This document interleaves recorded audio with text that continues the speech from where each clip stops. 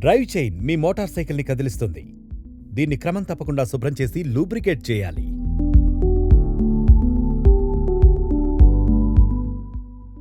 Hi, నా పేరు ఖైరాన్ మరియు ఈరోజు నేను మీ మోటార్ సైకిల్ యొక్క డ్రైవ్ చైన్ ఎలా క్లీన్ మరియు లూబ్రికేట్ చేయాలో మీకు చెప్పబోతున్నాను.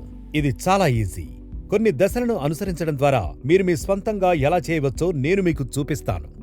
కానీ మొదట మీకు కొన్ని రకాలైన వస్తువులు అంటే మీకు సుజుకి ఆమోదించిన చైన్ క్లీనర్, లూబ్రికేషన్ స్ప్రే, శుభ్రపరచడానికి బ్రష్ మరియు ఇంకా డ్రై క్లాత్ వంటివి. ఇవన్నీ మీకు సమీపంలోని సుజుకి డీలర్షిప్లో లభిస్తాయి. అంతే, ఇక మొదలు పెడదాం.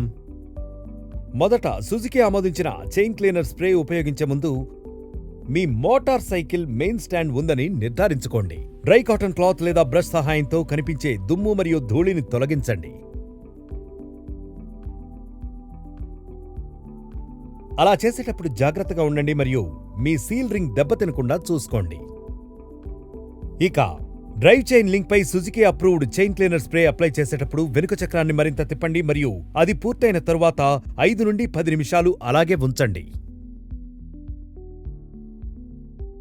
డ్రైవ్ చైన్ ని శుభ్రం చేయడానికి మృదువైన బ్రష్ను ఉపయోగించండి మరియు డ్రై కాటన్ క్లాత్తో డ్రైవ్ చైన్ ని తొడవండి.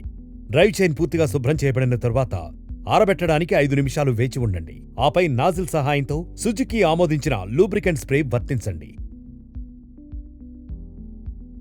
డ్రైవ్ చైన్ చుట్టూ లూబ్రికెంట్ వేసిన తర్వాత అదనపు లూబ్రికెంట్ తుడిచివేసేలా చూసుకోండి.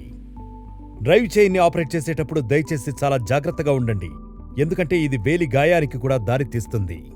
ఇక ఆ తరువాత డ్రైవ్ చైన్ పూర్తిగా లూబ్రికేటెడ్ చేయబడిన తరువాత మోటార్ సైకిల్ను కడగకుండా చూసుకోండి. అంతే, ఇంజన్ ఆన్ చేయడం ద్వారా డ్రైవ్ చైన్ మూవ్మెంట్ను మనం చెక్ చేద్దాం.